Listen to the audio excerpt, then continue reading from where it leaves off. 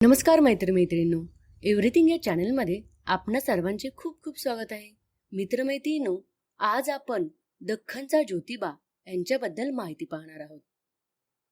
कोल्हापूरच्या दख्खनच्या राजाला ज्योतिबाला पहिला खेटा कोणी घातला आणि देव ज्योतिबा रायाला सर्वात जास्त काय आवडते याबद्दल आज आपण माहिती पाहणार आहोत.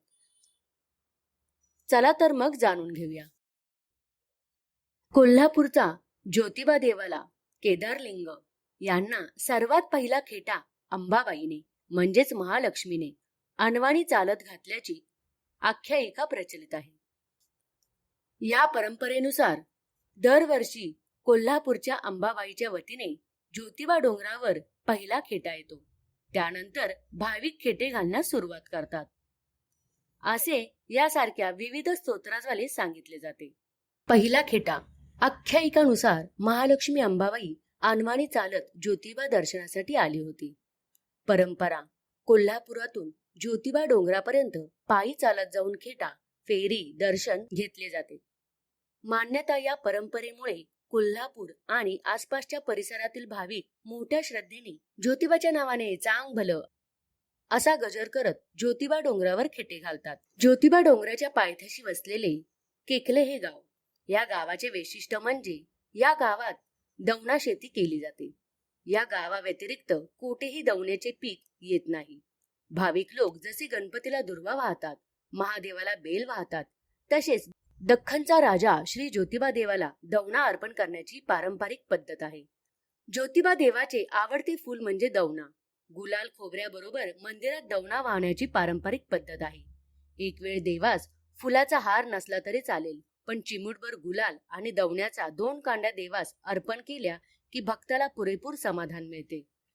फुलावर आलेल्या दवण्याचा सुगंध तर अवर्णनीयच. याला शास्त्रीय नाव आर्टिमिसिया सिर्वासियान ही नावे असून ही वनस्पती मूळचीच काश्मीरची, पण दवण्याची दुसरी जात जंगलात उगवते म्हणून तिला वन्य दमन असेही म्हणतात. या केकले गावात 90% लोक दवण्याची शेती करतात.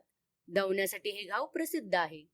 ज्योतिबा देवाच्या चैत्र यात्रेसाठी विक्रीसाठी लागणाऱ्या दवना पिकाची लागवड ही मकर संक्रांतीच्या वेळी करावी लागते. केकले गावच्या दवण्याची विक्री ही सर्रास ज्योतिबा डोंगरावर केली जाते. दवण्याच्या मूठभर लहान पेंढ्या करून 10 रुपये 20 रुपये प्रमाणे विक्री हे शेतकरी करतात. नाईकबा तालुका पाटण या ठिकाणीही येथील दवना किरकोळ विक्रीसाठी पाठविला जातो. दवण्याची लागवड कशी केली जाते? दवना पिकासाठी प्रथम शेत नांगरून त्यात वाफे केले जातात. त्यामध्ये दवण्याचे तरु तयार केलेले जातात व ती रोपे सर्व शेतात लावली जातात. सुरुवातीला दिवसाआड पाणी दिले जाते.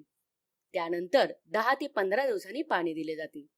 3 महिन्यात दवना पक्व होतो. फुले येतात. सारा शिवारभर सुगंध पसरतो. ज्योतिबा देवाच्या वरदानामुळे केवळ आमच्या गावात दवना पिकतो. दवण्याचे नाव म्हणून गावची ओळख. आमचे निम्मे गाव दवना पीक घेतो. दवण्याचे मूळ संस्कृत नाव दमना असे आहे. तसेच शास्त्रीय नाव आर्टेमिसिया पॅलेन्स आहे. वात, पित्त, कफ या त्रिदोषाचे दमन करणारी ही औषधी वनस्पती आहे. दवना हा सुगंधी, चवीला कडू आणि तिखट आहे. या वनस्पतीपासून बाष्पनशील तेल मिळते. हे तेल दाट व सुगंधी असून ते उच्च प्रतीच्या अत्तरास मिसळतात. तसेच दवण्याचा वापर पुस्तकामध्ये ठेवण्यासाठी सुद्धा केला जातो. दवना म्हणजे दमनक. शिवाच्या क्रोधातून कालभैरव प्रकट होताच त्यांना ब्रह्मदेवाचं पाचक मस्तक तोडले. ते मस्तक त्याच्या डाव्या हाताला ब्रह्महत्या होऊन चिकटलं. त्यातून गळणारं रक्त प्यायला कुत्री पिशाच्च गोळा झाली तर त्याचा आणि या उग्र बटूच्या भय निर्माण करणाऱ्या रव म्हणजे आवाजामुळे त्याला भैरव असं नाव मिळालं. साक्षात पितामहांना शासन झाल्याने सगळी सृष्टी घाबरून गेली. भैरवाला आवर करण्यासाठी विष्णूंनी त्याला शाप दिला. सर्वांचं दमन करणारा तू वनस्पती होशील. तत्क्षणी तो उग्र भैरव उग्र वासाची वनस्पती झाला. तोच दमनक अर्थात दवना. असा हा भैरव दवना झाल्यावर विष्णूंनाच दया आली. त्यांनी त्याला मूळ रूपात आणून दवण्याला वर दिला. आजपासून तू आम्हा सर्व देवांना प्रिय होशील. चैत्र महिन्यात आम्ही तिथीवार तुला धारण करू. उदाहरणार्थ तृतीया गौरी, चतुर्थी गणपती, पंचमी लक्ष्मी, षष्ठी कार्तिकी, पौर्णिमा सर्वदेव.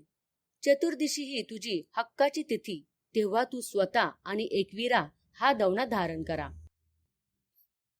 याला अनुसरून आजही आपण चैत्र महिन्यास देवाला दवना अर्पण करतो. डोंगराच्या वाट झाली भगवंताची दाटी, मानपान इसरुनी घेती गळा भेटी.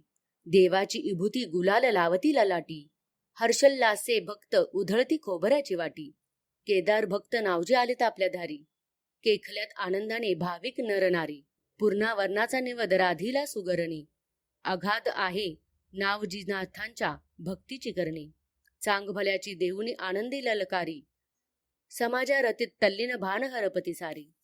तर मित्रमैत्रिणींनो, अशा प्रकारे दवना हा कसा तयार झाला याबद्दल ही माहिती होती.